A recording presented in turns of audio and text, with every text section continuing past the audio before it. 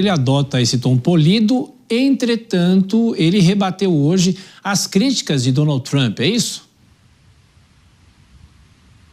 Exatamente. Donald Trump veio a público recentemente dizendo que o Brasil é um péssimo parceiro comercial. Geraldo Alckmin disse que isso não é verdade e que houve superávit norte-americano nos últimos 15 anos nesses acordos bilaterais fechados entre Brasil e Estados Unidos. Na ocasião, Geraldo Alckmin também, sem citar nomes, criticou os brasileiros, a qual ele chamou de maus brasileiros que atrapalham nas negociações com o governo dos Estados Unidos. A fala dele veio depois de ser questionado por jornalistas a respeito do cancelamento da reunião entre o ministro da Fazenda, Fernando Haddad, e o secretário do Tesouro norte-americano, Scott Bessent. Estava marcado para a última quarta-feira, mas foi cancelado de última hora pelo próprio Bessent. E esse cancelamento veio depois de uma reunião entre o secretário do Tesouro dos Estados Unidos e o deputado federal Eduardo Bolsonaro. O governo federal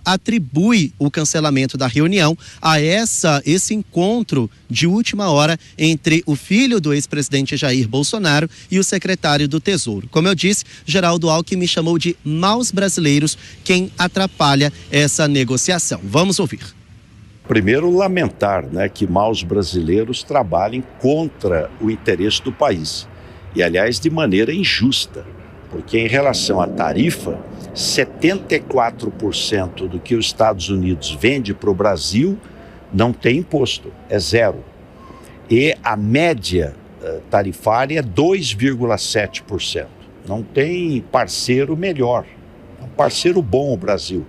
Do G20, das 20 maiores economias do mundo, só 3 países os Estados Unidos têm superávit, só 3. Austrália, Reino Unido e Brasil. Então não tem nenhuma justificativa. O nosso trabalho é continuar o diálogo e continuar a negociação. Bom, além de Geraldo Alckmin, quem também falou em tentar negociar e dialogar foi o ministro da Secretaria de Comunicação, Sidônio Palmeira. Ontem eu estive ali andando pelos corredores do Palácio do Planalto e conversei com representantes do Palácio e eles me disseram que o governo federal ainda tenta uma abertura com o governo norte-americano para tentar, pelo menos, diminuir as alíquotas que hoje estão em 50%, as mais altas do mundo, inclusive. Mas, por enquanto, o governo brasileiro se agarra na medida provisória que já está em vigor. Voltamos ao estúdio. Começa a fazer pressão sobre o Congresso. Igor Damasceno, até daqui a pouquinho, você volta já. Vou chamar o nosso comentarista nesse sábado, Cristiano Vilela, com a gente. Tudo bem, Vilela? Boa noite para você, bem-vindo. Eu começo pelo primeiro assunto, daqui a pouco a gente fala também sobre o tarifaço, mas a forma como Geraldo Alckmin faz uma cobrança ao Congresso Nacional. Não é uma cobrança usual por parte dele, mas mesmo assim ele faz uma cobrança polida para o Congresso Nacional ajudar a manter essas medidas que o governo anunciou nessa semana. Boa noite, Vilela. Boa noite, Thiago. Uma ótima noite a você e a todos que estão acompanhando o Jornal Jovem Pan. Olha, foi uma cobrança à la Geraldo Alckmin, dentro do seu estilo, muito polido, medindo as palavras, cobrando naturalmente, mas sem o fazer de uma forma ostensiva. Algo no sentido de alguma forma, estimular o Congresso Nacional a que faça efetivamente essa aprovação, essa análise da medida provisória encaminhada pelo governo federal. Nesse sentido, a gente vê que Geraldo Alckmin ele vem ganhando um papel bastante importante nesse tema. Além da interlocução internacional que ele encabeçou nos últimos tempos, agora se percebe que ele vem também atuando dentro de uma articulação interna no sentido de fazer com que os interesses do Brasil nesse episódio possam ser favorecidos. Nesse ponto, você vê que ele vai ganhando força e isso, além do aspecto administrativo importante, do papel importante que ele exerce dentro do governo federal, também acaba somando do ponto de vista eleitoral. Não podemos esquecer que o ano que vem temos novas eleições presidenciais. Agora, o que esperar talvez de uma resistência do Congresso Nacional principalmente por causa das contas públicas. Há muito questionamento em relação a isso. Quando o governo fez o anúncio nessa semana, a grande preocupação em relação às contas públicas no ano que vem e até em 2027. Será que o Congresso pode resistir a isso, Vilela? Pois é, Thiago, esse é o grande problema desse projeto. Quando a gente visualiza a necessidade do governo federal atuar efetivamente no socorro às empresas, à atividade produtiva, é evidente que o governo assim tem que fazer. E claro que o governo federal não vai conseguir fazer sem custo nenhum, sem tirar a mão do bolso para realmente investir de alguma forma.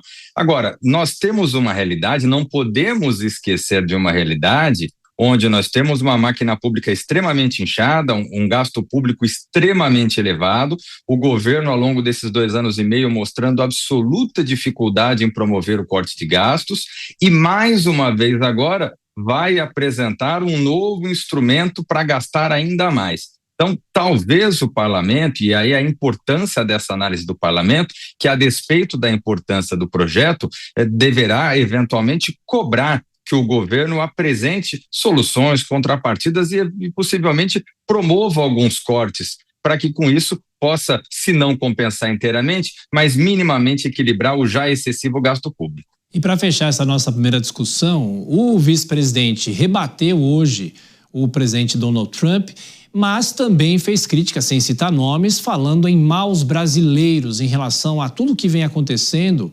Claro que é uma situação em relação a Eduardo Bolsonaro nos Estados Unidos. De que forma o governo brasileiro vai continuar negociando, tentar negociar algo que a gente sempre ressaltou aqui? É uma punição econômica por uma questão política.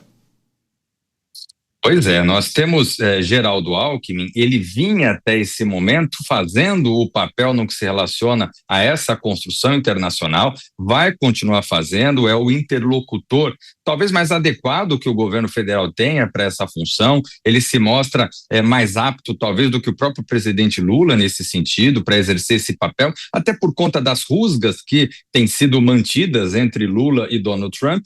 Agora, percebe-se nessa fala que Geraldo Alckmin ele passou a ter ali uma atuação também mais voltada para as questões políticas internas. Veja que Geraldo Alckmin, de alguma forma, ele vinha medindo as palavras, não vinha atacando Eduardo Bolsonaro ou qualquer outra figura de oposição, ele vinha muito mais apontando a necessidade de uma negociação comercial. E agora a gente percebe que talvez ele volte um pouco os seus olhares para a questão interna, para o âmbito interno, e aí, naturalmente, quando se trata de política, por mais polido que seja o vice-presidente da República, naturalmente ele vai ter que fazer ali uma puxada de orelha aqui ou ali nos nomes da oposição, especialmente no caso de Eduardo Bolsonaro, figura destacada nesse processo.